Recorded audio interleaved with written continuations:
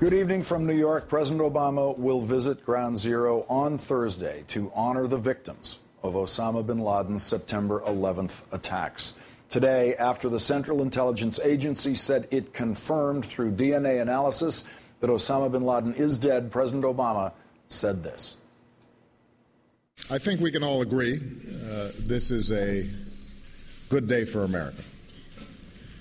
Our country has kept its commitment to see that justice is done. The world is safer. It is a better place because of the death of Osama bin Laden. Bin Laden's death is the direct result of an order issued by President Obama to his new CIA director, Leon Panetta, a few months into his presidency. The signed order said, "In order to ensure that we have expended every effort, I direct you to provide me within 30 days a detailed operation plan for locating and bringing to justice Osama bin Laden." Bin Laden avoided phone or email communication and relied exclusively on a network of couriers. 4 years ago, Guantanamo Bay detainees revealed the identity, but not the location, of one of those couriers to U.S. intelligence officials. 2 years later, officials determined the general region in Pakistan where that courier and his brother operated. Last August, the key break came when the U.S. pinpointed their exact location: an affluent Pakistan suburb in a 3-story home situated in an extraordinarily unique compound. That compound was built in 2005. It was 8 times larger than other homes in the neighborhood. It had 12 to 18-foot walls lined with barbed wire, 2 security gates, and few windows. Despite being a $1 million home, it had no phone or wireless access. The residents of the compound burned their trash rather than set it on the curb, as is custom in that neighborhood. By September, the CIA determined that a compound like this could not just house the courier and his brother. It must also house a high-value target. By mid-February, the president and CIA director, Leon Panetta, saw enough intelligence to feel confident that that high-value target was indeed Osama bin Laden. Starting on March 14th, the president chaired the first of at least 9 National Security Council meetings to review plans for a course of action, all while Congress negotiated a budget resolution to avoid a government shutdown. And on Friday of last week at 8:20 a.m. in the diplomatic room, the president authorized the military operation to take out bin Laden before leaving to survey tornado devastation in Alabama. No foreign government, including Pakistan, was informed. The operation was originally scheduled for Saturday, but weather pushed it to Sunday. On Saturday evening, the president attended the White House Correspondents' Dinner, where he let on nothing, obviously, when Seth Meyers speculated on Osama bin Laden's location.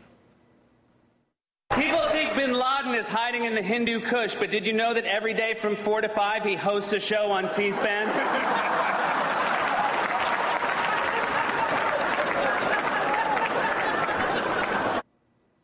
Then on Sunday at 2 p.m., the president met with military principals to review final preparations for the air assault. Around 3:30 p.m., that mission began.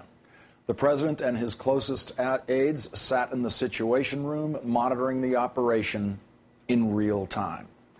Joining me now, NBC News Chief White House Correspondent Chuck Todd. Chuck, thank you very much for joining me tonight. I know you've got about 1 hour of sleep in the last 24 hours. Chuck, the situation was being monitored in the Situation Room by the president, but it was Leon Panetta in a separate location at CIA headquarters. Was he at the same time participating and directing it from CIA headquarters? The person directing the operation is the head of JSOC, an Admiral McCraven. He was the person that runs this special forces operation. I want to back up to March 29th. You've given a great timeline, but I'll be honest, Lawrence, we've gotten a couple other briefings even in the last few hours. essentially, they're doing debriefings of the men who participated in this capture and kill of bin Laden, and so the story continues to unfold. March 29th, the president is offered an array of plans at how to go after bin Laden in this compound. He narrows it down to two plans. One is the one that was carried out. The other has not been shared.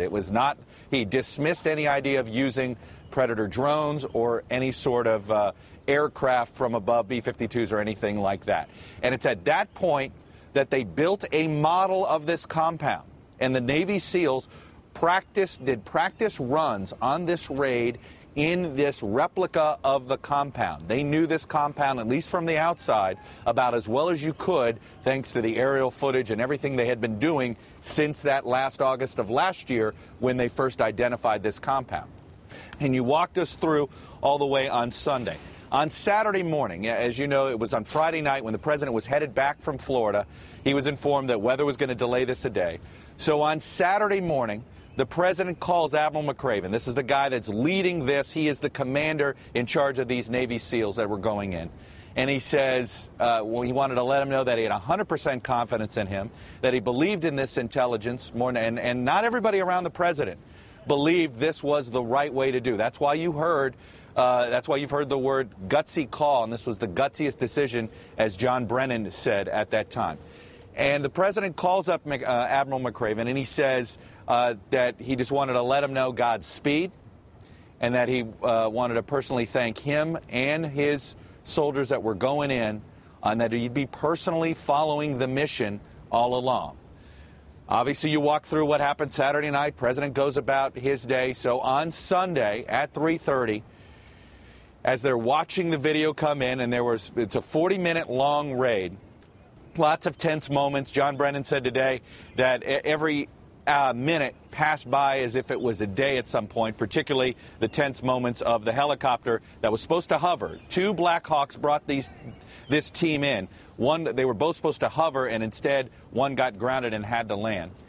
And then they heard one of the soldiers on the ground say, Geronimo, Geronimo, Geronimo, E-K-I-A. And what this was a code for, Geronimo was the code for essentially mission accomplished. They got bin Laden.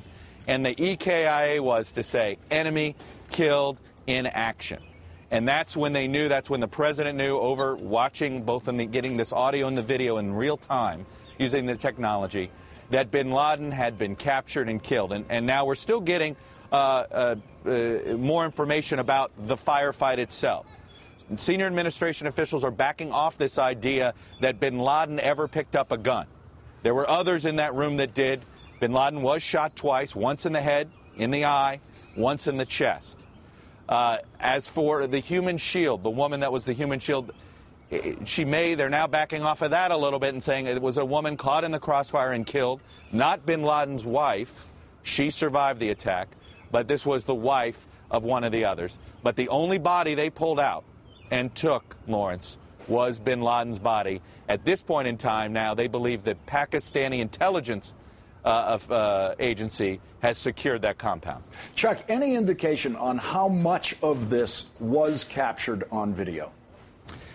Quite a bit was captured. There's an amazing amount of video. There is photos and video of bin Laden's shot head. It's a gruesome photo, and that's why there's still a debate about what to release, how to release it, whether to release it at all. There's a video recording of bin Laden's burial at sea. At least one person here at the White House has seen it, not the president.